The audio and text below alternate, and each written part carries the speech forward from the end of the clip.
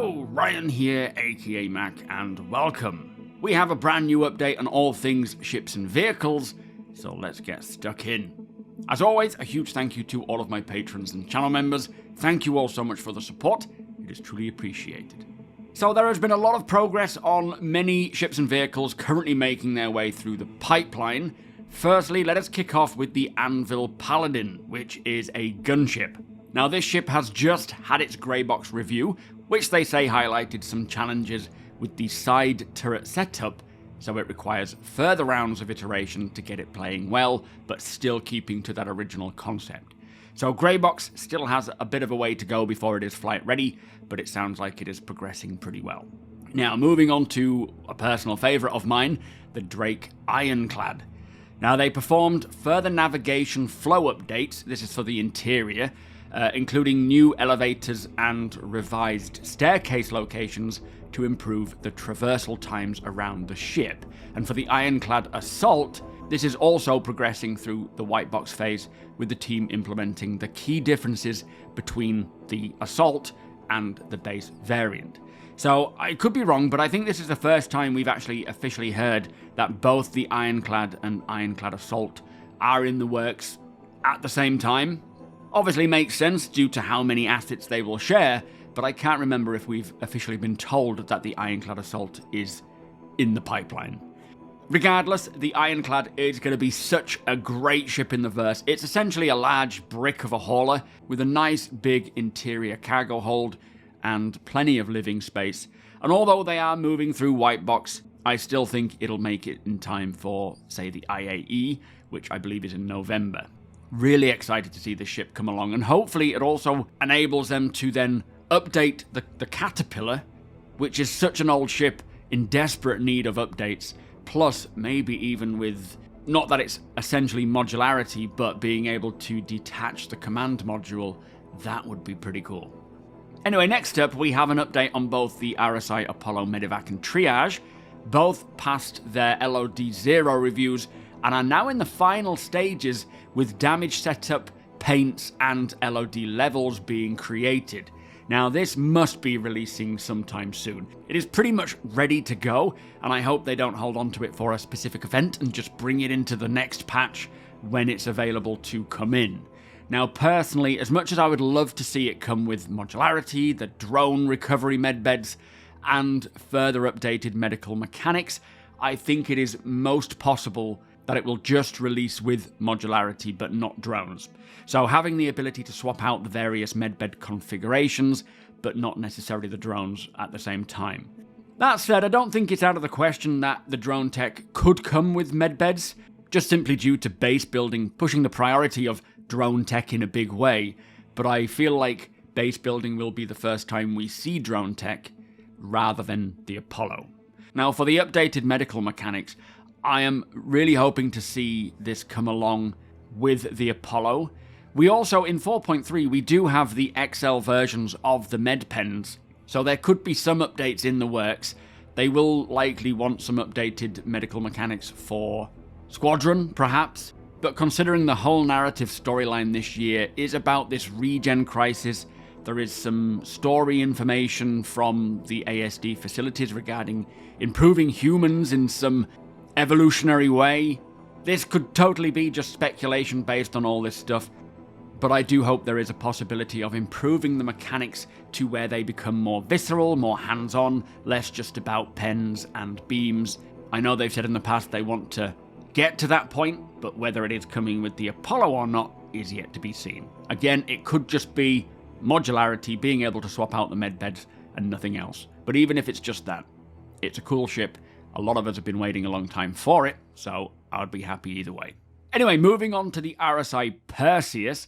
This is the large patrol gunboat, which has progressed into LOD 0 phase, with the exterior now receiving the fine detail work to visually bring it in line with other RSI ships. Now it sounds like this is quite far along and shouldn't be too much longer. I certainly expect it this year, most likely the IAE. And the cool thing is, once they've finished with the Perseus, it'll then be time to move on to the Galaxy. Now, on to the big boy, that is the Kraken.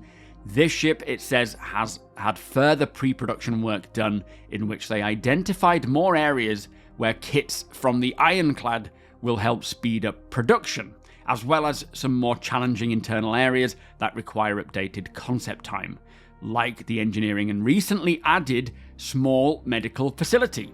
Now that is very interesting. Firstly, it is still in pre-production, it is requiring a little bit more concept time, so quite a way off before it is releasable. And as we heard last month, they will be kicking off full production of the Kraken at the end or towards the end of this year. So definitely not releasing this year, it is very much likely releasing next year. But with them doing some wiggling around of the interior, it is now getting a small medical facility, which is pretty exciting news. I do wonder though, have they gotten rid of something else to make way for it, like the Dragonfly Bay for example, or have they just increased the ship size, which they often do with these older ships? That is the most likeliest case, as well as to accommodate this new medical room. But I am really excited to see any updated videos on the Kraken because it is such a beast. Right, let's move on to the unannounced ships and vehicles that are in production. Currently, it says there are 4 unannounced vehicles progressing through the pipeline, with the first one approaching the end of white box phase. Now, the second one passed its white box review and progressed into grey box, with it saying some issues around the cargo mechanism were identified during the review, but were rectified afterwards. So we know this one, the second one, has cargo capabilities of some kind, whether that's a cargo bay or some kind of cargo train or tractor attachment to help load or unload. That is yet to be seen, as all we know is it has a cargo mechanism, which that sentence alone has piqued my interest. Now the third vehicle, it says, continued through development, with all of its rooms receiving further geometry refinements alongside additional animation work for its moving elements. Again, piquing my interest with this sentence. It sounds like it could be quite a sizable vehicle, as it mentions it has multiple rooms. Not a clue what it is, but again, very intrigued. And then the final unannounced vehicle says it's passed a combined gate review, which was done to provide more time for the audio, UI, and visual effects teams to add additional details with the aim of setting new standards for their disciplines.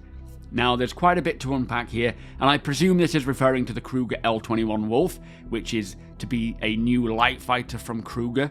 And as we saw on the sneak peek, it looks like it might be quite a fancy vehicle with it having a built-in clock. Hopefully we don't have to set it every time we go to a new system or planet. Also, with them saying that all of the downstream teams, being audio, UI, and visual effects, are setting up new standards for their disciplines, that is of great interest, especially as we know the audio team is pushing their work to be so much better. So it will likely be a thing of beauty, this Kruger ship. And I can't wait to, we've seen little images of it, but it does look very nice. And I suspect it will release in an upcoming patch very soon. I'm thinking 4.3.1, if not 4.3. It might even be 4.3, to be honest, because we're seeing some news sort of flash screens, which I believe will be updated for 4.3. But until we get told officially, we don't know. But there you go, quite a substantial update for all things ships and vehicles, currently in progress. Personally, very excited to see what comes with the Apollo, the IronClad, the Kraken. I do own an Apollo, I don't own the Kraken or the IronClad. They're a little out of my price range. But we have some very exciting known ships on the way, including a couple from the backlog, which is always a win, but also plenty of others, both known and unknown, that I am looking forward to checking out when they arrive. With that said though, if you are interested in using your phone or tablet as your ship's dashboard, do be sure to check out GameGlass. I can get you 15% off a lifetime pass or 10% off an annual or monthly pass. There is also a free option where you get to use up to 3 shards, including this Aegis one. Using my link not only provides you with the discount, but it does also help to support my channel, giving me a direct kickback. So a big thank you in advance if you choose to do so. It is much appreciated. If you do enjoy my videos, please do consider subscribing and helping the channel to grow. We will be live today over at twitch.tv/SuperMacBrother or here on YouTube, doing a trade meet. It's been a while since we've had a bit of a trade post where we use the Idris and people can come around and sell and swap and trade their gear. You are all more than welcome to come and hang out. Hit the thumbs up if you don't mind, it does the channel a big favour, and tick that notification bell if you'd like to be notified when my videos go live.